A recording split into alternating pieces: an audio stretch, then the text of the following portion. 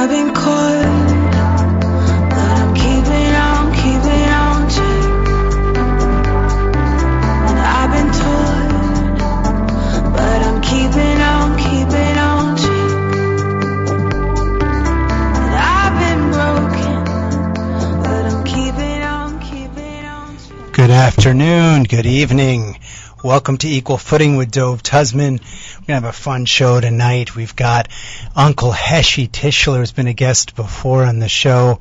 We're going to get into some interesting stuff. Heshi, welcome to the studio. Hello, Dove. Thank you. Welcome, everybody. I'm so happy to be here. I love your smile. I missed you. You know, I call you from time to time when you don't hang up on me on the show, you know, and you let me talk. But it's great to see you again. You're wonderful. You know, I appreciate you called in, I think, a couple months ago, and the last time we were together was around Hanukkah, if I recall correctly. Right. And we were still in the midst of the pandemic, and it was nice this time to be able to greet you more normally. That's right. You've got your Heshi Tischler for City Council hat on. I had to wear the hat because, you know, we're videotaping this. I got to make sure, you know, I have my nice ties. You know, they're buying me ties now. I want you to know I'm embarrassed. Linda bought me a purple tie, and she asked me today, where is it? I hid it under the mattress because I'm never going to wear that. I'm not a crazy person. A purple, who is you wear a purple tie? I can't wear purple. I don't wear ties. No. You know, I never wore ties till now. You should have warned me we had someone videotaping the show. I would have dressed more nicely. You look so great. You're handsome. I need to wear the tie to hide the dropping neckline, but it's okay.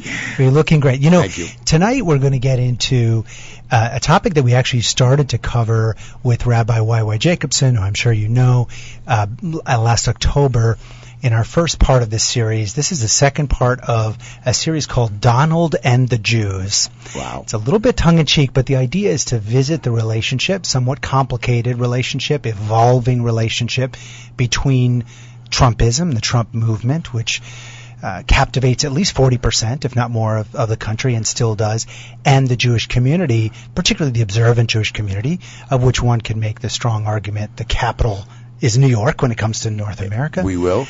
And a community that for decades, in a certain sense, tried to stay on the DL, you know, kind of under the radar as it related to political affiliations. And then in this last executive administration, really came out very much in favor numbers-wise. Their estimates anywhere between 70 and 85% of people that self-qualify as observant Jews voted for Trump, which I thought was a staggeringly high number, given that historically the Jewish vote has been Democratic, and you know, for the Democratic Party in the United States. And now looking at this post-election, because our first part in the series with Rabbi YY was prior to the election, where are we today? And obviously we're going to hit on some other vectors while we're talking. So first, let's get out some of the, you know, you're a radio host, Heshi, you know I have to get out some of the I got you. protocol. We got to pay for the show. Well, we're gonna do that in a little bit. Oh, but okay. First, you know, this is live radio, right, like yours is.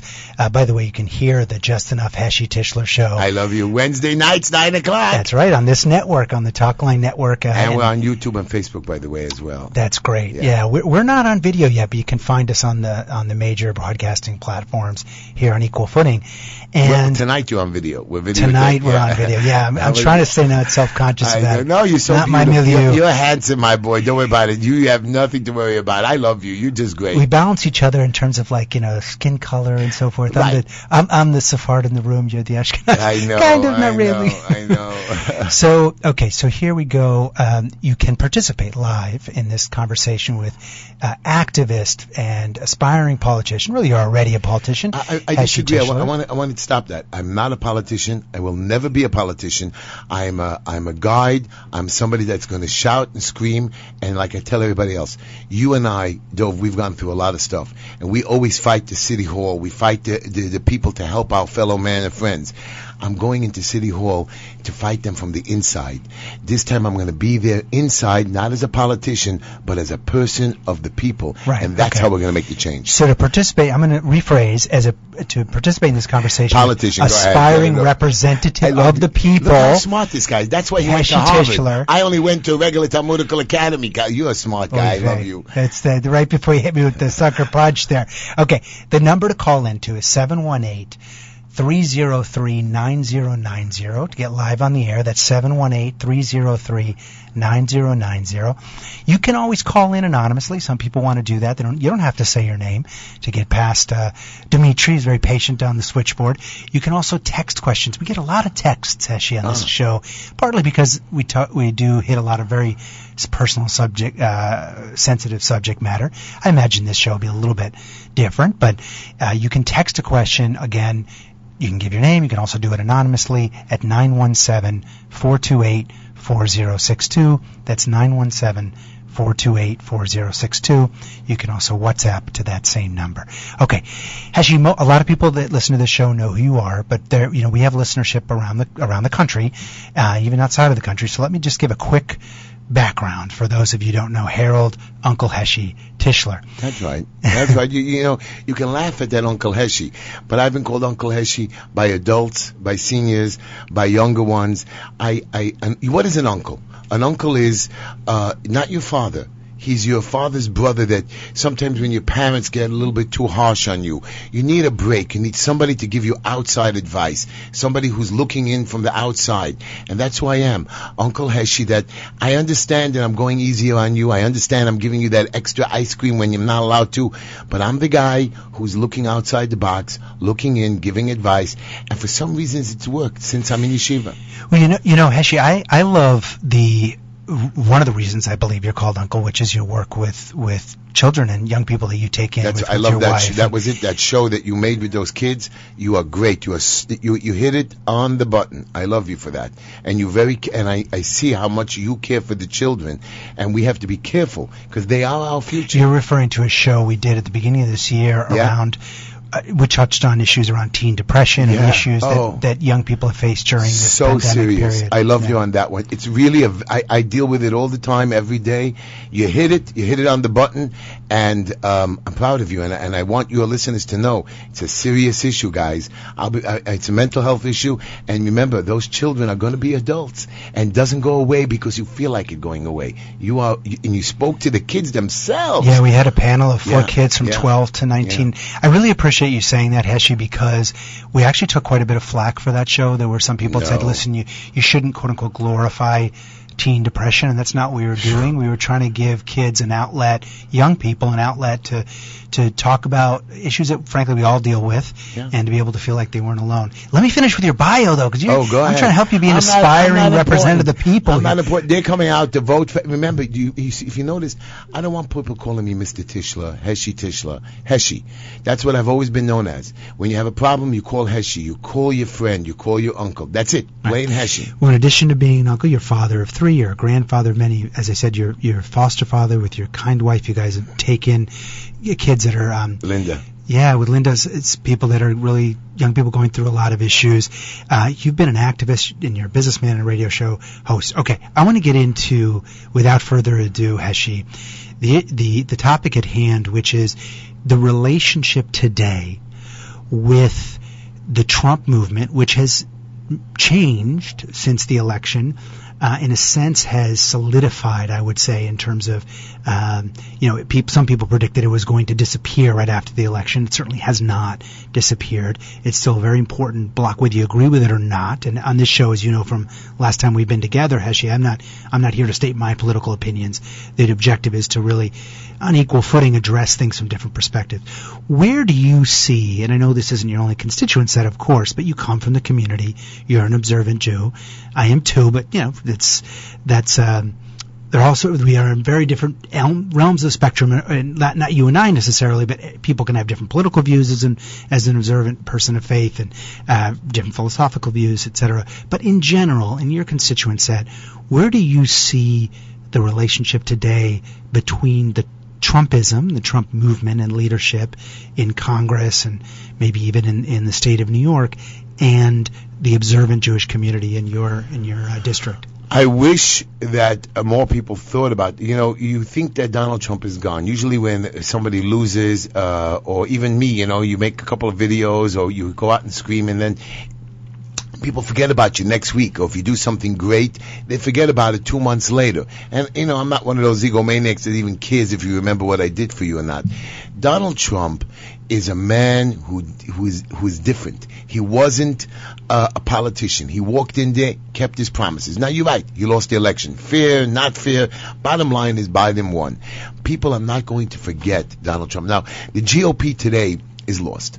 They lost after 2 years their seat because they could have made things work better. Actually, pardon for the interruption, but for the benefit of the audience, are you a registered Republican or a Democrat? I am not. I've been a Democrat since I'm 18 years old. I believe in the Democratic Party, even though my party is lost.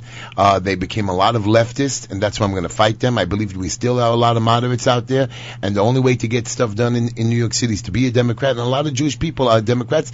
You're right, they're switching to the Republican side, but still. Almost 65% of American Jews are registered Democrat. Just right, exactly. That's the point. Because our parents were that way. It's the right way.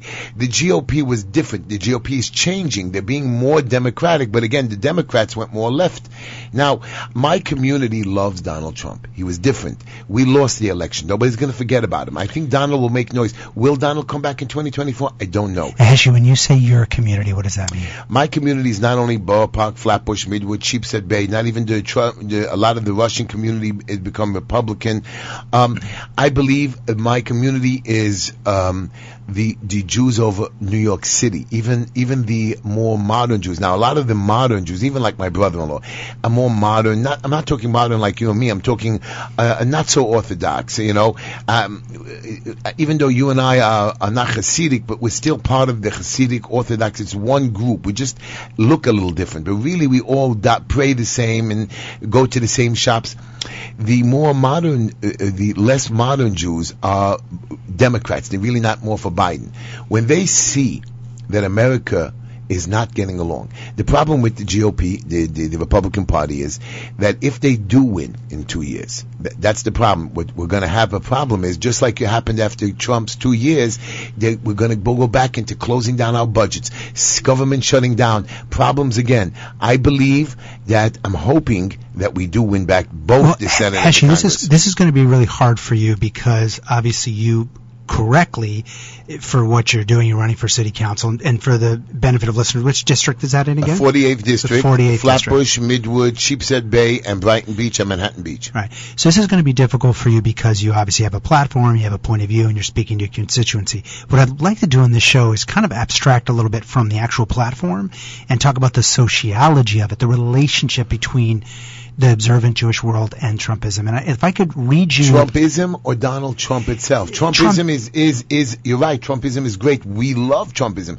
Donald Trump, we love him, but again, as president.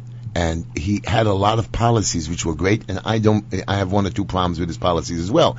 He lost because he stopped. Everybody says, come from Corona and stuff. He stopped. He said, listen, Democrats, go ahead. Let's see what you can do during my presidency. Mess up. And they didn't really mess up that bad. That's the problem. They didn't do good, but they didn't mess up that bad. You let them take control. We love Donald Trump. His whole principle, his whole Trumpism, as you called it, brilliant. The first 2 years, out of this world. And then he stopped. Let's talk about, for a moment, this complicated issue of anti-Semitism. And I want to read you a quote from Joshua Shanes. He's an associate professor of Jewish studies at the College of Charleston. And he said, while the president, talking about President Trump, former president, while President Trump pledged to combat anti-Semitism, he often indulged in long-standing anti-Semitic tropes himself. And you might recall, Heshi, during the vice presidential debate, which was Pence debating with Senator Kamala Harris, Pence refuted this argument around anti-Semitism by saying that President Trump at the time could not possibly be anti-Semitic because he has Jewish grandchildren.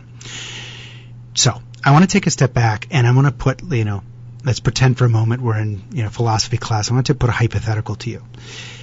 Let's say hypothetically that both are true, meaning there were anti-Semitic tropes that were used during the Trump administration, some of which ended up in some very scary scenes. For example, in the insurrection that occurred on the 6th of January this year, and there were, flags and there were symbols and so forth that as Jews are very triggering and difficult to see. So let's put as a hypothetical that did happen, instead of kind of arguing the base of that argument. Yes, there were anti-Semitic triggers and tropes and so forth that were used by both Trump and the Trump movement. And let's put as a hypothetical at the same time that there is reason in the fact that there were, for the first time to my knowledge, Jewish kids in the White House that were related to the president. That was the first time that it happened in this country. And that you could actually have a politician that was both. That both was taking advantage of anti-Semitic undertones in this country, and also was very attuned to the Jewish communities, at least the observant Jewish communities' needs. For example, foreign policy, moving the embassy to Jerusalem, and fomenting the peace agreement between the UAE and Qatar and Israel and so forth. How can those two things, if you believe those two things, hypothetically, let's take a leap of faith if you need to, that those two things coexisted over these last 4 years, how can, as an observant Jew, as someone that, whether they wear a yarmulke or not, whether they, someone who identifies as Jewish, and strongly so, and also and strongly and loyally American, reconcile those things, Heshi? How can you reconcile the movement having kind of a poison of anti-Semitism somewhere within it, and also in one way it's seeming like the most, let's call it, Jewish or Israel-friendly administration in a long time? Number one, wow, very interesting. And I'll be honest with you, I agree with you. Number one, Donald Trump, I don't believe that his Jewish grandchildren or converted Jewish children had any influence on him. I mean, we've seen Donald Trump at 70 years old. He has a history. He had a history of 50 years of dealing with Jews, blacks, Hispanic, Latinos, Asian. You're talking, if you ever walk through a lot of his companies, and I've been to some of his sites, I've seen, I remember I'm in the industry of construction as well. No, I haven't really dealt with, I think once I bumped into him, but I've had a lot of friends that dealt with his company. And if you even talk to a lot of his tenants and the videos that you've seen across the board, spectrum, charities, what he's done for the community. So you want to say because he likes the Jew, if anything, he would be foolish to identify as a Jew. There was a chief justice, I forgot, in the 1800s, one of the first ones. It's like that joke when someone says they're converting to Judaism. Like, why on earth would you do that? Exactly. Why would you want to be part of this group? People want, when something's in the field, when I run around, I take off my yarmulke so they shouldn't see that I'm Jewish. Not that I'm embarrassed of it, but sometimes they could use it against you. Not that I care, but my job is to help the people. Donald Trump, his job was to help the people, not identify as a Jew or grandchildren. Now, he went out, if you look at his history, I don't believe there was any anti-Semitism. Now, you're right, I was there on January 6th, by the way. Wow. I was there. At the Capitol. And not only at the Capitol, running around, interviewing people, making videos. I hope you weren't storming the Capitol. So, you know what? I was supposed to go to the White House, and as we were walking there with Sawyer, we were texting. Sawyer, by the way, for those listeners, is a very nice woman here who is videotaping. And my co-host. And my co-host. I'm sorry, I didn't know that. Oh, of course, I've heard you. Now I've placed I've never seen you, but I've heard you. Yes. That means you're not watching the Just Enough Hesher show. I'm listening. Yeah, you're right. I haven't seen it on video. We were there, and we were on our way. We were texted to come over to the White House. So we left after the rally was over, and we were walking towards the White House. And then we got stopped and said, "Don't come. Something happened." And we didn't even know what happened. Thank God. Now, what have I gone into the White House? Let me tell you something. There are some people who are bad. You're right. There were in every rally, even if you go to the Black Lives Matter rallies, a lot of them are very peaceful and calm. You always have crazies. You always have the young ones that do things. There's always prejudice. I grew up in a time of the 60s and 70s where really it was a beautiful country, but again we had anti-Semitism. And don't tell me that somebody's perfect that has never used a racial word. I don't want to hear it. No, quite to the contrary. I'm getting at the essence of that. Could he have been anti-Semitic? The answer is no. Donald Trump has no hate.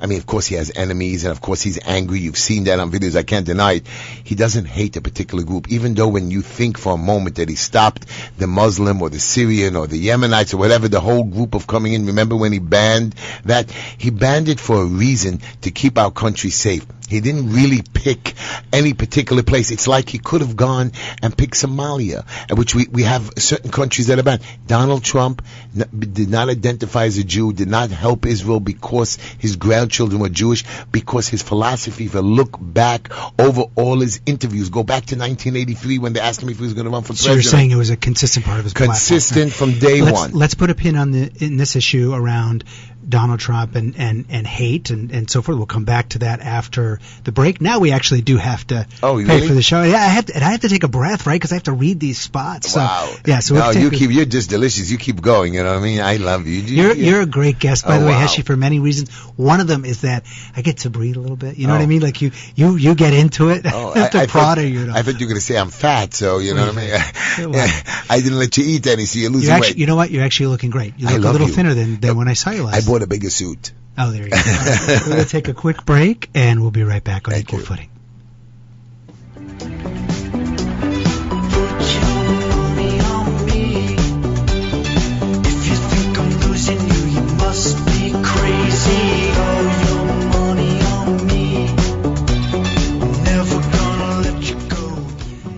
It's a great song. Arcade Fire, Put Your Money on Me. Well, put your money on DocuVax. You guys have heard me talk about this great sponsor of our show here, Equal Footing. If you're a small or medium-sized business owner and you want to provide low-cost, effective health benefits for your employees, maybe you're a school administrator and you want to ensure all of your students have the proper vaccines, you know what? Maybe you're just a head of household, not just, it's the most important job in the world. Maybe you're a head of household and you want to keep your family's medical records up to date. Welcome to DocuVax. It's an easy-to-use digital locker accessible on your laptop or smartphone. It allows you to safely store and validate basic medical information. We're talking about everything from immunization records, lab results, even your x-rays and MRIs. So gone are those days of losing time tracking down old medical records or sharing test results with a new healthcare provider. The DocuVax system covers over 60 different elements of your medical profile, from flu, COVID, and tetanus vaccines to colorectal and breast cancer screenings, even blood type, allergies, etc. To sign up, go to DocuVax.com, that's DocuVax.com, or call 833-859-1933. For as little as $6.99 per month, DocuVax subscribers can privately access all of their medical records, and you do so from a secure, HIPAA-compliant digital storage facility.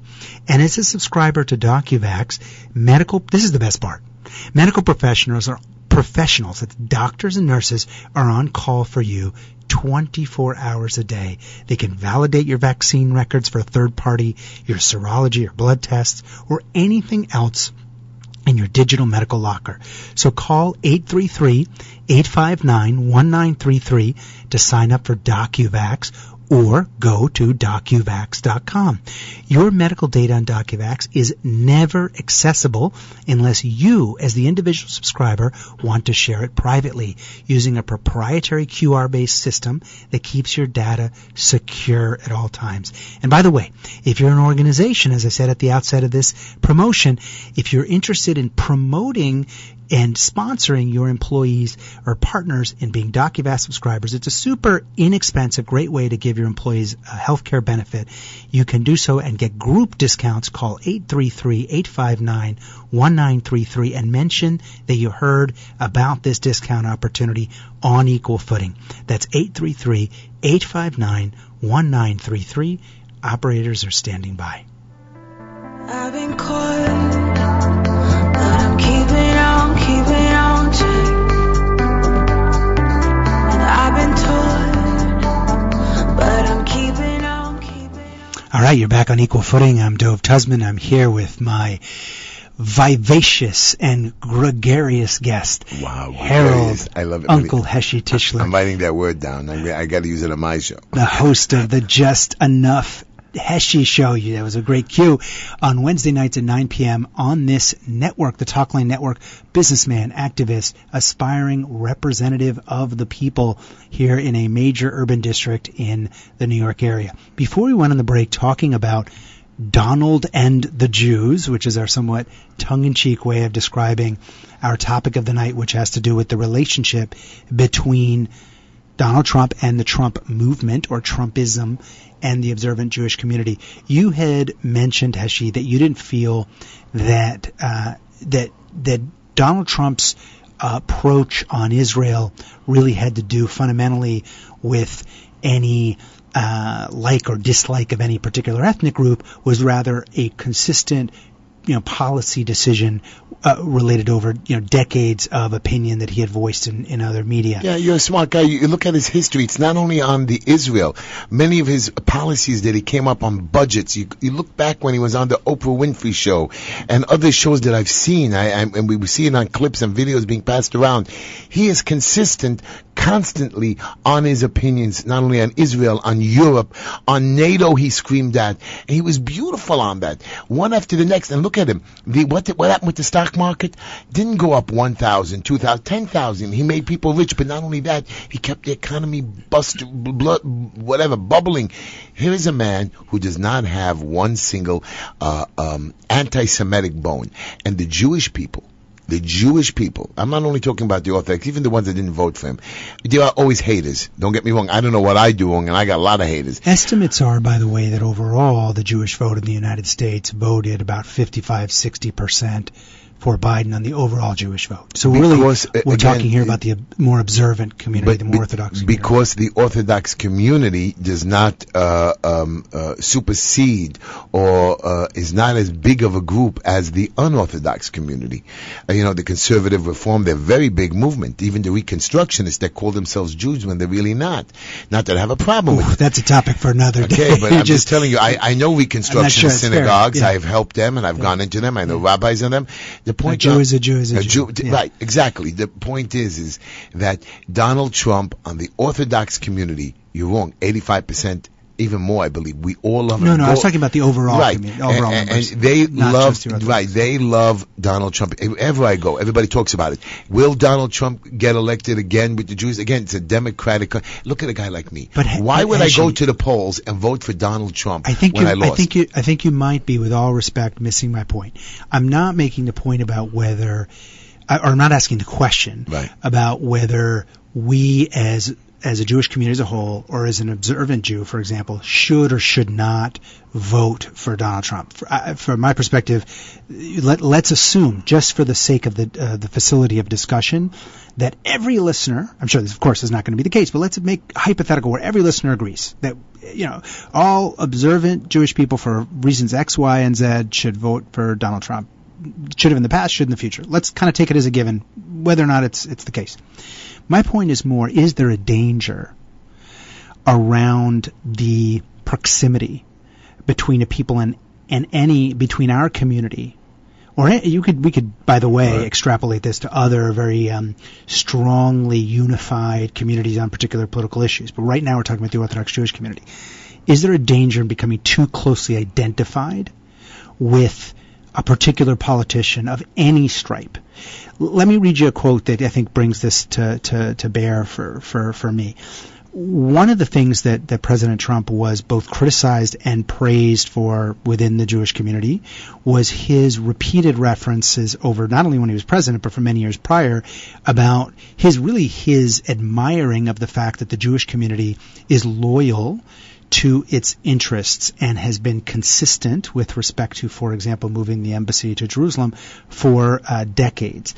Now, the problem, the flip side of that, and this is what I'm trying to get to, is that it does to some degree set up a question of where do our loyalties lie as a community as a whole. Do our loyalties lie at a higher level to country or to a particular leader? And I just read the end of this quote, and I want you to react to it.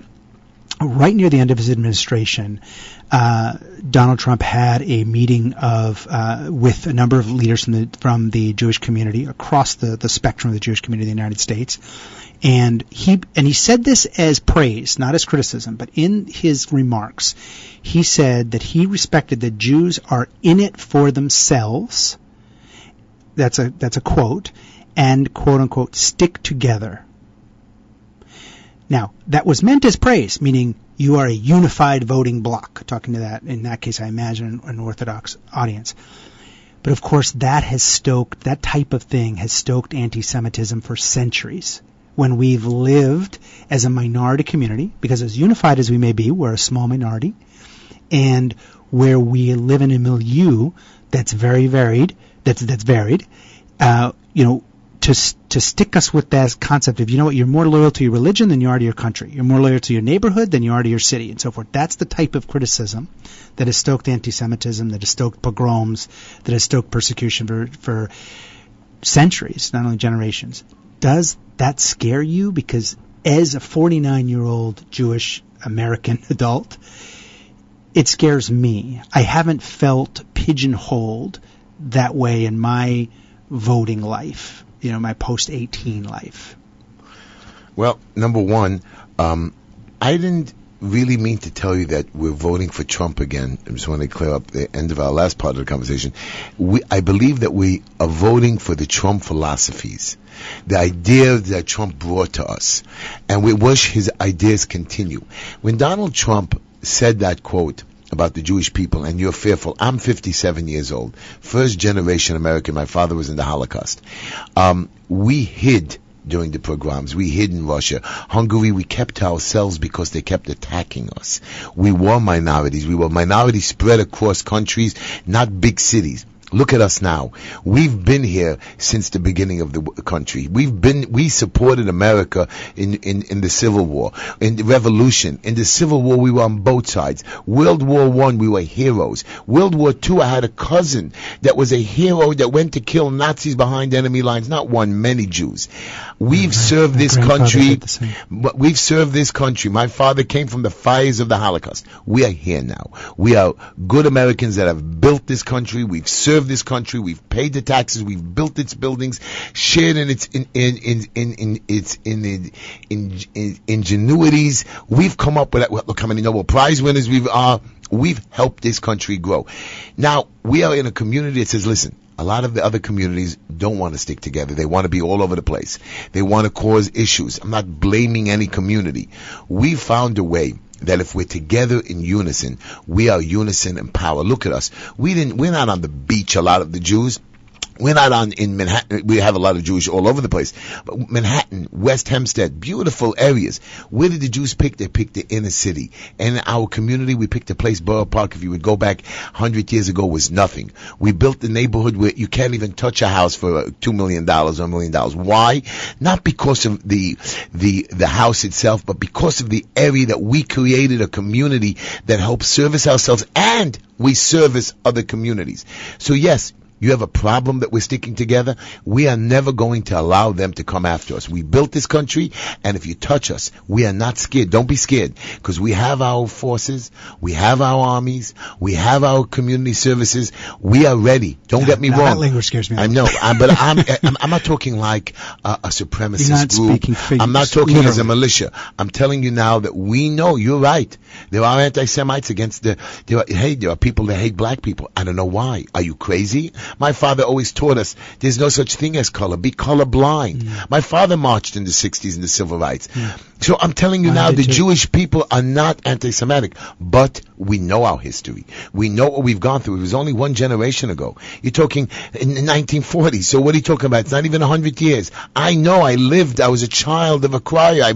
My mother just passed away. There's still survivors. We are never going to forget. We are going to stand tall. We're going to support our country. We're going to believe not in Trumpisms. We love our people enough that we can spread the love out. And we are loving, and that's what Trump is saying. Listen, they're in it for themselves because they have to protect themselves. We're going to take a quick break, Heshy. I want to get back to this issue of sticking together.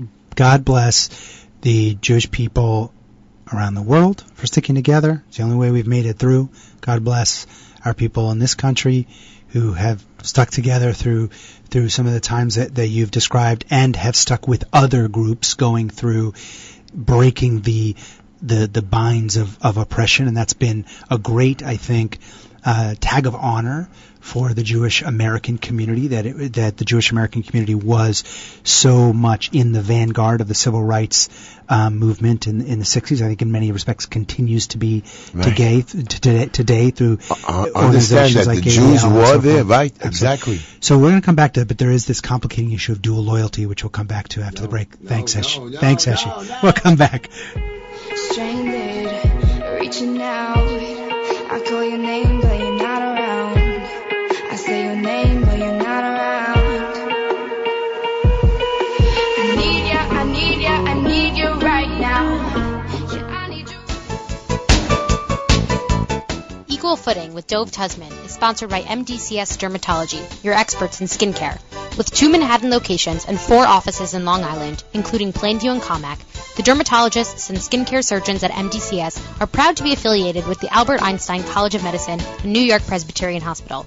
So schedule your next skin exam in one of MDCS's convenient New York area locations.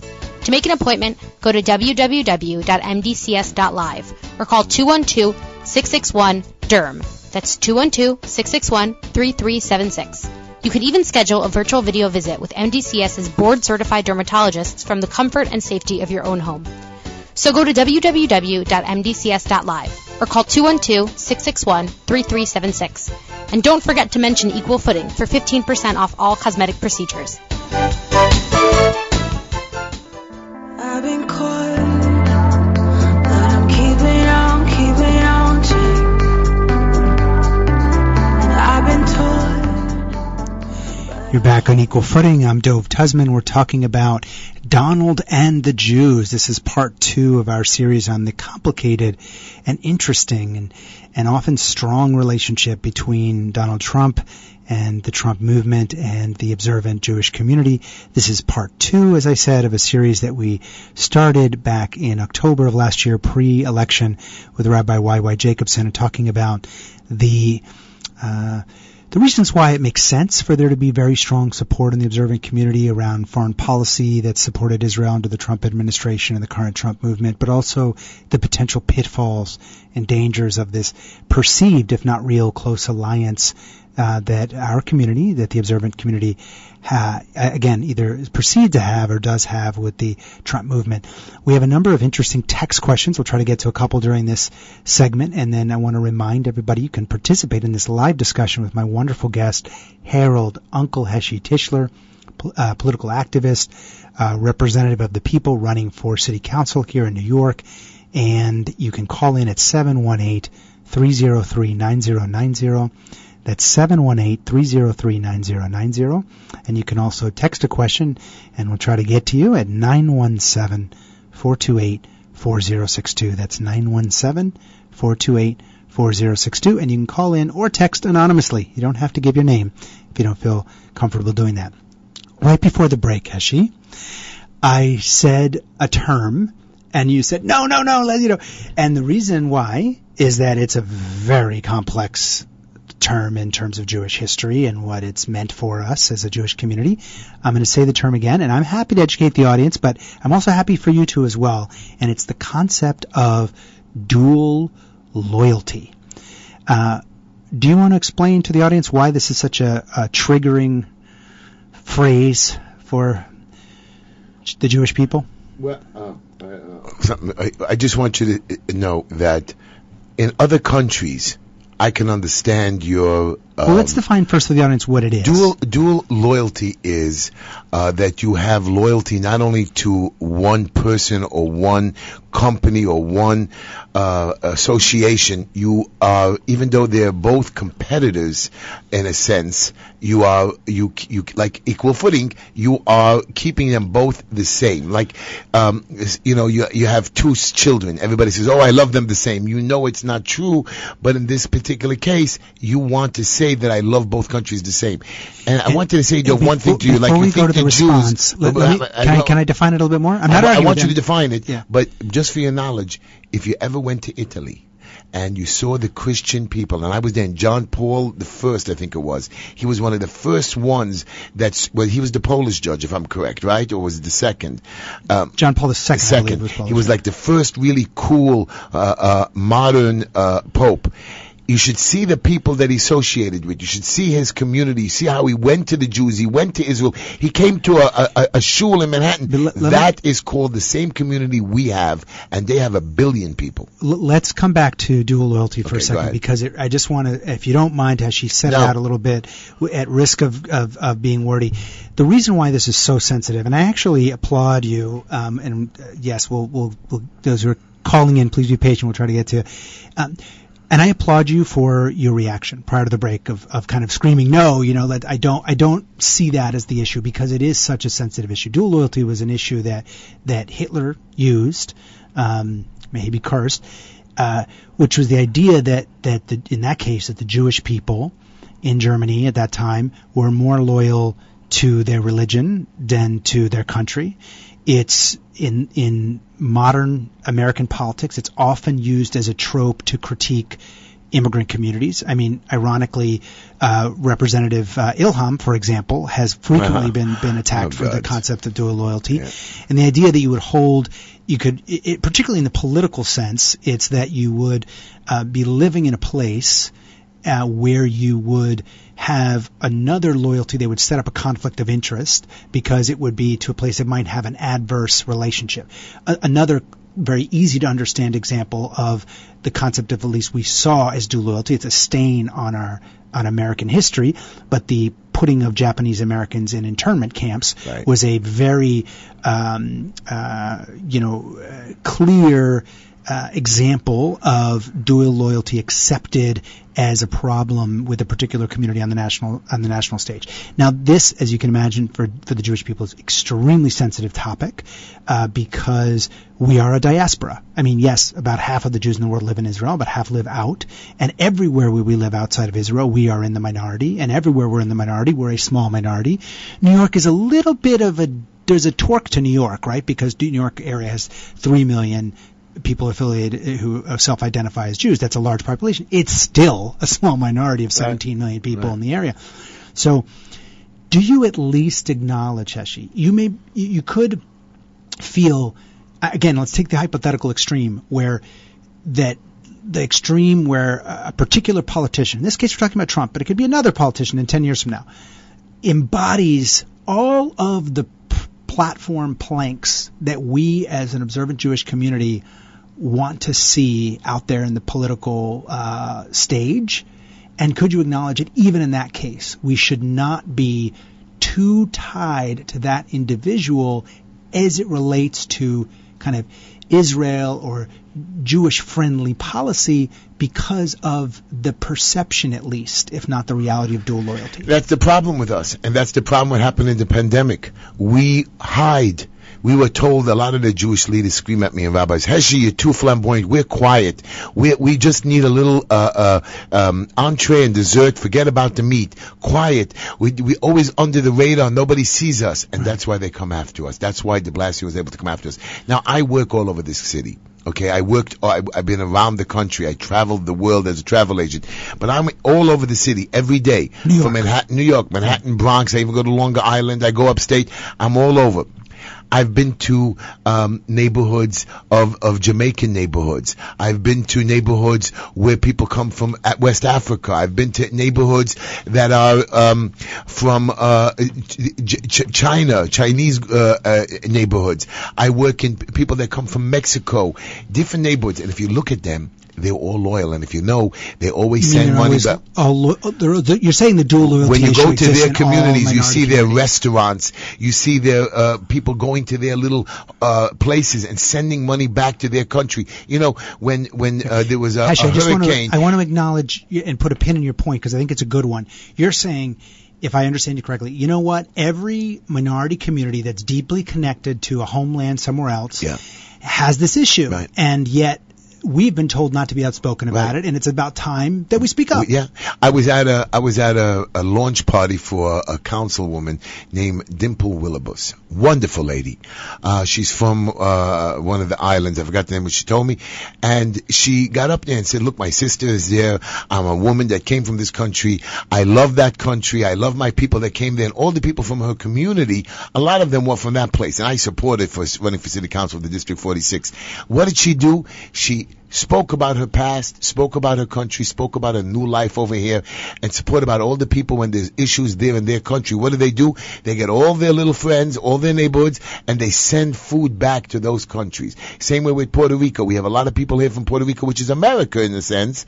And again, it's not a state yet. There isn't as much of a dual loyalty issue there. I believe because of the fact that they're also, part of the but are people from the island of Puerto Rico or whatever what do you want to call it? No, I get your point. Right. I'm just saying that they don't often, that but community they're doesn't always often sending get that money type of home. If you notice that even a lot of the Mexican people that I work with, who I see all the time, always sending money back to their country. Why? Because they need to support the families. Russia, Latvia, a lot of the places, they want to go home, but they can't be home. This great country gives them the power to grow. So you're right. We are loyal and love this beautiful, great land, but we were born, I was born and raised in Bensonhurst. I miss it. I love Borough Park. I love my people, but I still wanted where I grew up, the house you grew up, those little lines that were sitting outside. Our people in this country, it's everybody. That's the beauty of America. You're loyal to this great, new, brilliant land, but we're never going to forget. What do you think? So who do you think? We went to war for Europe. We didn't have to go. I want to move to the next issue, and I want to take a couple of texts and questions. I'm sorry. But no, this is great, Heshi, and I do want to acknowledge, and we have this is part of the purpose of the show. We can disagree on this, but also respect each other. I do respect what you're saying, which I see as the encouragement of not to be afraid. Voice your needs as a community. Be out there, not be kind of under wraps. And we did that for generations. And love your country. Love your country. No questions. But also be loyal to your people's needs more specifically. And I get that. I think my perspective is that dual loyalty issue is a sensitive issue across the board, whether it's the Jewish community or not. And I do think it's something as a Jewish community we need to be particularly sensitive to. But I respect where you're coming from. So here's a tough question. Do you know where my father's buried and my mother? They're buried in Israel. That was it. After their death, they wanted to go be buried in their land. But where did they live all their lives? Where did they serve? Where did they pay taxes? Where did they help the poor? Where did they love their fellow black, Jew, Israeli, Muslim? They loved here. They stayed here. They served here. Hey, I want to go back. So you're saying you can have dual loyalty without having the conflict of interest. Yeah. I want to get to another topic. You're such a forthright guest. I want to make sure we get. So I'm editing down a little bit for length. But this listener is texting in and said they consider themselves frum, which for those listeners who don't know means religious or observant Jew. They live in Crown Heights, and it's gotten to the point where I cannot say anything negative about Donald Trump for fear of getting hassled. Now, let's take that listener's speaking their truth. Is that a problem? Do you think that's a problem? I believe that is a problem. I believe that's a problem, and I believe that sometimes people get heated, and that's an issue for me because, I happen to actually deal with this issue. I have a brother-in-law that is a loyal, loving Biden Democrat through and through. You won't believe it. His wife is a Donald Trump Republican down the line, and you should see the heated argument. If they love each other, they're never going to, But each time when I see them fighting, it bothers me because it scares me. Don't be scared to voice your opinion. Some people think, I don't know what happened, that politics made our lives crazy. The election is over. Hopefully the arguments have died down a little bit since the election. Yes. But, when I go there, I bust his chops still. And he says, look, we still beat you. The point is, it's over. Some people think, when Hillary lost to Donald, people were crying. It's over. Next, America goes on. We transferred power. Did you see how Donald transferred his power? No fighting, no wars, no. I think there are some folks who would. I got you. They wanted it, but it was a peaceful transfer. Whatever you want to say. Thank God in the end it was. It's not God, and thank God in the end. It's a fact that it's been done for 200 and something plus years. It's not going to change, and we're not like those other countries. Remember, guys, this is America. Your loyalty is here, but it's not only loyalty. America is based on honor, and you're honorable. We're going to take a quick question from the caller who's been very patient on line 4 before we take our last commercial break. Line 4. Hello. Hello. Welcome to Equal Footing. I didn't want to call because once I heard who you had, I figured, I'd get indigestion, and I've gotten indigestion listening to him. because I know who he is and what he is. The reality of people like the man you're sitting with is that he has a right to run for an election. He made a living. He's made money for himself. God bless him. But because you have money and because you have a mouth doesn't mean you know what you're talking about. Sure it does. Sure it does. No, it doesn't. Sure it does. Let's let him I'm not finish. watching, but you see, I don't mind you insulting me. Listen, young man. You have made statements, lies. You've made statements about the illnesses that we've had in this city. That's you've right. made statements, If you've lied to the lied. public. Listen to me. Listen to me, little man. Hang on a I've second, never guys. lied. No, I want to argue with him. But for those listeners not in New York, I don't mind arguing. remember our Because you're not bright. Because I'm going to tell you why. am right. You're wrong. Not only you're not right, I don't want to have to call you a name because it's not my show, but you're stupid. And I'll tell you why. No, I didn't call you stupid. Well, I don't care what you called me stupid, but I'm going to tell you that you are. You are, and I'll tell you. You're ignorant. You are. Listen to me. I am a man. Listen to me. You can overscream me as much as you want, but I want to have a conversation with you. You know why you're upset with me? You know why you're upset with me and you have indigestion? Because I got stuff done. I've got. One minute. I've got. If you both Talk. speak at the same time, then no one can hear. So let me tell you who Heshi, why don't you make your point, and then I'm let's going to let make my him point. make his My point. name is Heshi Tishler, and I'm I going know who it is. to and I'm going to tell you simple. I'm the guy who accomplished stuff. You don't like the way I did it. 90% of the people are not using. interested in Wait a what minute. you- Hello. Stop. You said I'm going to be able to speak. You don't let me talk. You don't let me talk. Caller, the way that the audio works is that we can't actually hear. People have died because of what you've said. You should be ashamed of yourself. Do you know that if I had a chance to put you over my knee, I would really hurt you? But let me just tell you something. Oh yeah. Let me tell you something. Please, are you kidding me? Listen to me. I'm a big tough guy. I know you don't scare you.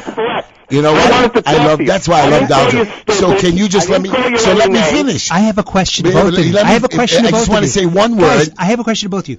Because pardon my ignorance, I'm confused. I get that you're angry at each other. You don't agree with each other. I'm not angry at all. Okay, I get you don't agree with each other, but I actually don't.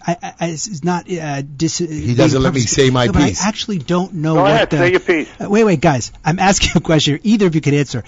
What is the actual subject matter that's at hand here? It sounds like there's something you're addressing some particular thing that was said or done. I don't even know what that Well, the is. statement on dual citizenship, he didn't know what it was. He couldn't define it. Are you an idiot? Of course I defined it. I was trying to talk. Again, you're interrupting me.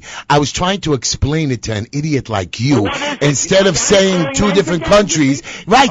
You're because you keep interrupting me, so I have to call your name to shut up. And I want you to tell it to you simple. Of course I know dual citizenship. I tried to explain it in layman's terms what dual citizenship is, that how loyalty works, how honor is. You seem not to have any of it. But let me just, again, you're interrupting me. So let me finish. Let me explain to you something. I'm the guy who got you your freedoms. I'm the guy who lets you go to the store. I'm the guy who makes sure your synagogues, your rabbis, your friends, you were able to get on the trains. I'm the guy who lets you have your freedom. If you don't want to go out of your house, you don't want to take a mask, don't go. Nobody's telling you to go. Stay at home, lock yourself up. People died. People died because of people like you that did not allow us into our nursing homes and hospitals to watch our mothers wait. You're interrupting me. Guys, you are interrupting me. So listen to me. He doesn't want to let me finish. Hang on. You know why he doesn't want to let me finish? There's no volume. I'm right. Wait, guys. As much as it helps the ratings, we do have to take one more break. This is what I'm going to ask. First of all, I'm going to ask you guys both to breathe for a minute, but I will ask caller if you have my text number. It's 917-428. I don't like texting. Oh, well, this is what I'm saying. What I'm worried about is I'm not actually getting the substance of it for listeners. So I'm not actually understanding what the essence of the disagreement about. So during the break, if you don't mind, if you do, that's fine. If you could text me what the essence of the issue is, that might help me guide us. But I do want to. His essence is that he's not an American. He hates America. And this guy believes. Oh, sure. You're an anti-Semite. You're an anti-Semite. And I want you to know something. God's going to punish you. God's going to punish you. God's going to punish you, little girl. I don't endorse. I don't. You're an American, right? You say I'm not an American. I'm an American through and through. My blood runs American, boy. Oh, really? Well, all you can say caller I'm 91. not My text number is not. We're going to keep I'm going. not doing Texas. Okay, Forget it. all right. The guy. Please, let's hope he loses. That's the main thing. And not only am I going to lose, I'm going to be speaker, you stupid fool. Jeez. Okay. Well, he's hung up. Heshi, I would have liked to have heard. I apologize. No, what his point was. But we do need to take a break. Go, please. You better do it quickly. We'll both meditate. Well, actually, I don't know because I have to read this promo from one of our wonderful sponsors. You take a break. I wish, caller, you've hung up. I wish you would text me 917-428-4062. That's 917-428-4062. You or someone else, we just have 5 minutes left after the break, could at least tell me a little bit more about the essence of the dispute. I'm disappointed we got to that level of volume, but I'm sure there's something interesting at the essence of it. I think, caller, I know who you were, but I don't want to call your name out on the air because you didn't say your name. I don't want to be respectful. So please, if you could text me, that'd be great. We'll be right back on Equal Footing. You never said a word, you didn't send me no letter. Don't think I could forgive you. See, our word is slowly dying, I'm not wasting. All right, well, we're going to talk about Manhattan Medical for a minute, and this is a very important message for men. You could just, and if you were listening to that last segment, feel the sometimes the testosterone that fuels interaction with men. Well, this feeds in actually in a weird way into this sponsor, because Manhattan Medical works around healthy functioning, healthy male functioning. What is more emotionally painful than erectile dysfunction? And that's being unable to have enjoyable sex. And Manhattan Medical utilizes a new, very effective therapy. It's called GainsWave, and you can achieve excellent results with it. It's been growing like wildfire. GainsWave involves no expensive blue pills. It's non-invasive, it's surgery-free, it's painless. With Manhattan Medical, there are no side effects, and for almost all patients, wonderful results. Manhattan Medical's GainsWave therapy for erectile dysfunction can help you. Call 888-ED-CURE-9. That's 888-ED-CURE-9. Or 888-332-8739. That's just the number without the letters.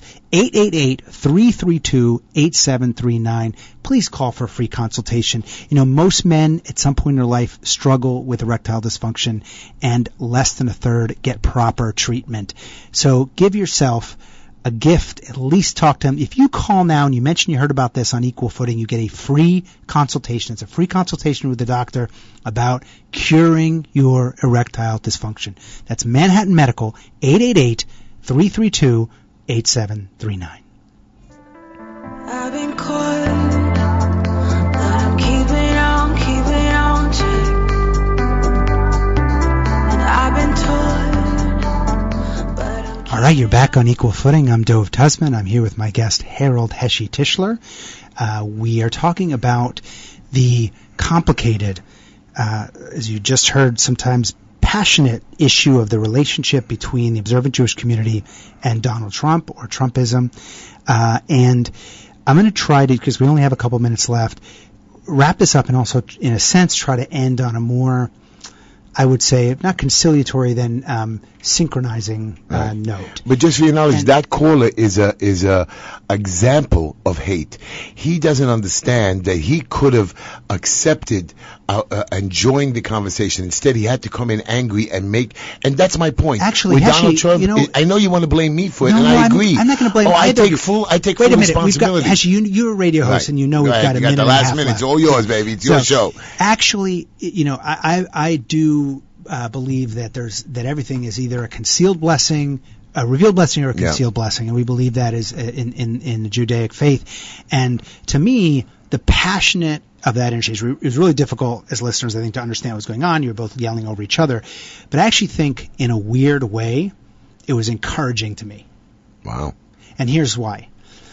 The genesis of this series of show of Donald and the Jews is the concept that we brought up in this last segment that clearly touched a nerve, right? Yeah. You could hear it. And also the number of texts. I'm sorry for those who texted in questions. We have a number of them we didn't get to.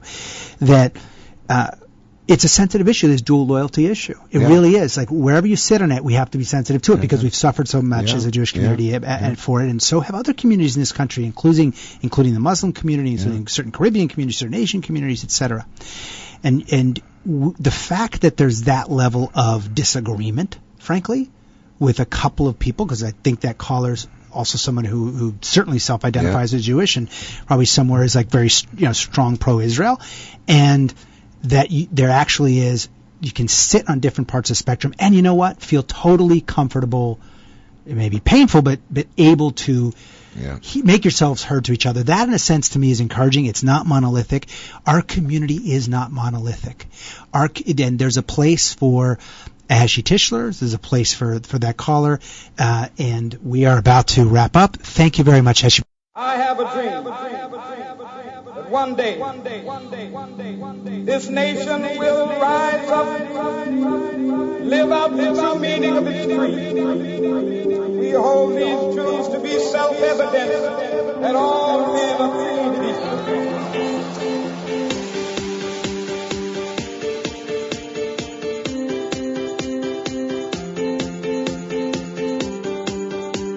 I have a dream that one day on the red hills of Georgia